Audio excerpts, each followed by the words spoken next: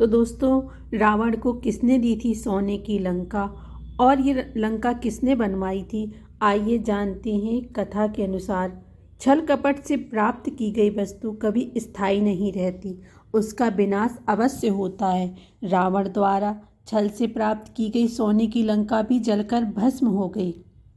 जाने सोने की लंका किसने बनवाई और किसके श्राप के कारण जलकर भस्म हुई। एक बार पार्वती जी को भी आश्चर्य हुआ कि मेरे पति भी कितने सरल हैं, जो उन्होंने मेरा ही दान कर दिया। ब्रह्म विद्या पार्वती को लेकर जब रावण चलने लगा तो वे सहायता के लिए भगवान श्री हरि का ध्यान करने लगी। रावण जैसे कपटी से निपटने के लिए श्री हरि ही उपयुक्त हैं, क्योंकि वो भी बड़े छलिया है। कपटियों से कैसे निपटा जाता है वे अच्छी तरह से जानते हैं। राजाधिराज कुबेर संपूर्ण ब्रह्मांड की धन संपदा के स्वामी होने के साथ साथ देवताओं के भी धनाध्यक्ष हैं। संसार के गुप्त व प्रगट जितने भी वैभव हैं उन सबके अधिष्ठाता देव कुबेर हैं। कुबेर नौ निधियों के भी स्वामी हैं। एक निधि भी अनंत वैभव प्रदान करने वाली होती है, किंतु कुबेर नौ निधियों के स्वामी हैं। पातकल्प में कुबेर विश्रावा मुनि व इडविड़ा के पुत्र हुए। इनकी दीर्घकालीन तपस्या से प्रसन्न होकर ब्रह्मा जी ने इन्हें लोकपाल का पद, अक्षय निधियों का स्वामी, पुष्पक विमान व देवता का पद प्रदान किया।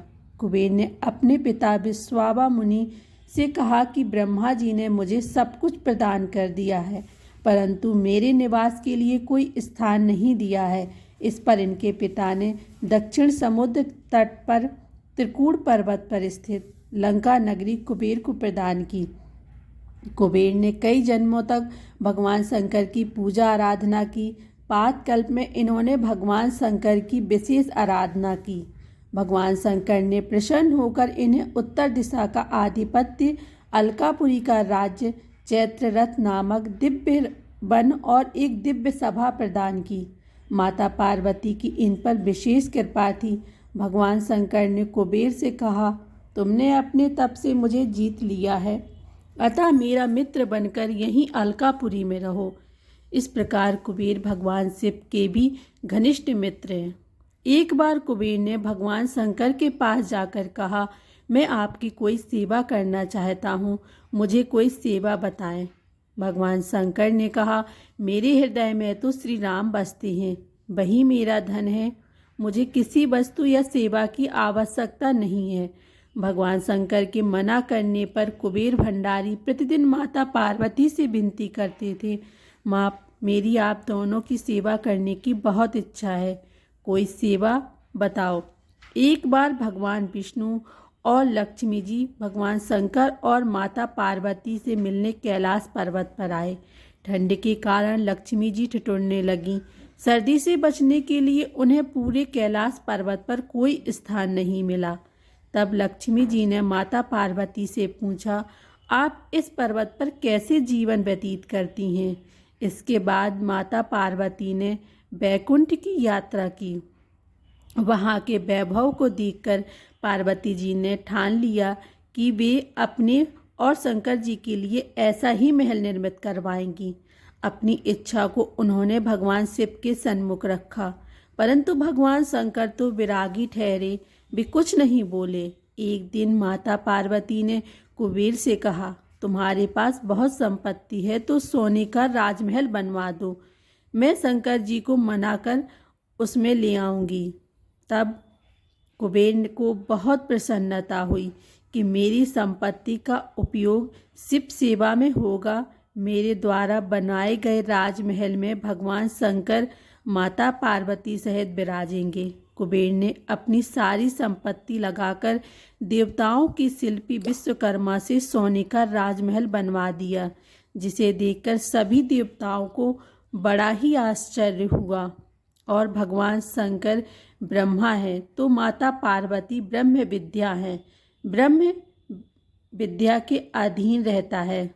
भगवान शंकर को पार्वती जी अति प्रिय हैं। पार्वती जी जो कहती हैं वही शंकर जी करते हैं। माता पार्वती ने शंकर जी से कहा, कुबेर ने बहुत परिश्रम और प्रेम से सोने का राजमहल बनवाया है। थोड़े दिन यदि हम वहाँ रहें तो इसमें क्या हर्ज है। आप तो स्वयं आनंद स्वरूप हैं। आपका शमशान में भी आनंद है, पेड़ की छाया में भी आनंद है, तो क्या राजमहल में आपको आनंद नहीं होगा। भगवान शंकर ने कहा, कुबेर ने राजमहल तो अच्छा बनवाया है, किंतु उसने अभी वास्तु पूजा नहीं की है। वास्तु पूजा किए बिना वहाँ हम कैसे रहेंगे। शंकर जी और पार्वती जी अभी ये सब बातें कह ही रहे थे, उसी समय वहाँ रावण भगवान शंकर के पूजन के लिए आया। शंकर जी जानते थे कि रावण प्रकांड विद्वान है, फिर भी उन्होंने रावण से पूछा, वास्तु पूजन कराना है, तुम्हें वैदिक मंत्रों का ज्ञान है। रावण के हाँ कहने पर भगवान शंकर यजमान बने और रावण पुरोहित बन गया और सोने के राजमहल का वास्तु पूजन सानंद संपन्न हुआ। रावण बड़ा लोभी था। सोने का राजमहल देखकर उसकी नीयत बिगड़ गई और वह मन में सोचने लगा कि किसी तरह यह राजमहल अगर मुझे मिल जाए तो। पूजन के बाद भगवान शंकर ने रावण से कहा, पुरोहित जी, आपको जो उचित लगे वह दक्षिणा मांग लो। रावण ने कहा, मैं जो मांगू वो आप मुझे देंगे। भगवान शंकर ने कहा, मेरा नियम है कि मैं किसी से ना नहीं कहता हूँ। रावण ने कहा, महाराज, यह जो सोने का राजमहल है, जिसका वास्तु पूजन मैंने करवाया है, उसे आप दक्षिणा में मुझे ही दे दीजिए। यह सुनकर भगवान शंकर ने पार्वती जी से कहा, ब्राह्मण है, मांग रहा है, मांगना मरने के समान होता है। हम लोग सोने के राजमहल में रहें या कहीं और, क्या फर्क पड़ता है। कोई गरीब राजमहल में रहकर सुखी होता है तो हम उसको देखकर ही सुखी हो जाएंगे। भगवान शिव याचक मांगने वाले के लिए कल्प वृक्ष है। जैसे कल्प वृक्ष अपनी छाया में आए हुए व्यक्ति को अभिष्ट वस्तु प्रदान करता है, वैसे ही शिव के दरबार में कोई खाली हाथ नहीं लौटता। वे उपासकों के समस्त अभाव दूर कर देते हैं और देते देते अघाते भी नहीं हैं। औघड़दानी शिव के दान को देखकर लक्ष्मी जी ईर्ष्या करती हैं कि जो वस्तुएं बैकुंठ में भी दुर्लभ हैं, वे शंकर जी इन कंगालों को बांट रहे हैं। शंकर जी ने रावण से कहा, चलो तुम्हें राजमहल दे दिया। पार्वती जी को यह बात ठीक नहीं लगी। उन्होंने रावण को शाप देते हुए कहा, जिस सोने की लंका को तुमने दान में मांग लिया, वह एक दिन जलकर भस्म हो जाएगी। और सच में हनुमान जी ने सोने की लंका को जलाकर भस्म कर दिया। तब सोने का राजमहल मिलने के बाद रावण की नीयत और बिगड़ गई। वह मन ही मन कहने लगा, ये तो बड़े भोले हैं, जो मांगो सो दे देते हैं। रावण ने शंकर जी से कहा, महाराज, दूसरा जो कुछ मांगू सो आप देंगे। शंकर जी के हाँ कहने पर रावण ने कहा, ये पार्वती बहुत सुंदर है, इसे आप मुझे दे दो। शंकर जी ने मुस्कुराते हुए कहा, मुझे तो विवाह करने की इच्छा ही नहीं थी, मैंने तो कामदेव को ही भस्म कर दिया था। भगवान नारायण की इच्छा बस मैंने लग्न कर लिया था। तुझे पार्वती बहुत अच्छी लगती है तो तू ले जा। भगवान शंकर के समान ऐसा उदार दानी कहाँ मिलेगा, ऐसा दानी जो वरदान देकर स्वयं संकट में पड़ जाए। शिव जी ने प्रकृति के सारे नियम ही पलट दिए। पार्वती जी को भी आश्चर्य हुआ कि मेरे पति भी कितने सरल हैं, जो उन्होंने मेरा ही दान कर दिया। ब्रह्म विद्या पार्वती को लेकर जब रावण चलने लगा तो वे सहायता के लिए भगवान श्री हरि का ध्यान करने लगे। रावण जैसे कपटी से निपटने के लिए श्री हरि ही उपयुक्त हैं, क्योंकि वे बड़े छलिया हैं। कपटियों को कैसे निपटा जाता है वे अच्छी तरह से जानते हैं। तब रावण को मार्ग में एक ग्वाला मिला।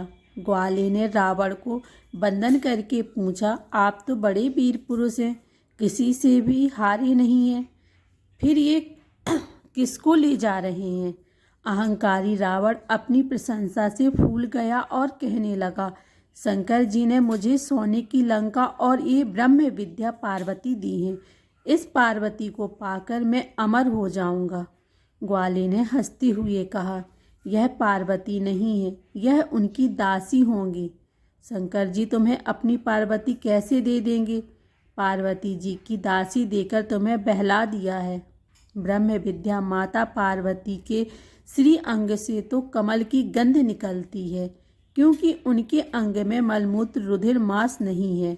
तुम परीक्षा करो, यदि कमल की गंध न आए तो समझ लेना कि ये पार्वती जी की दासी है।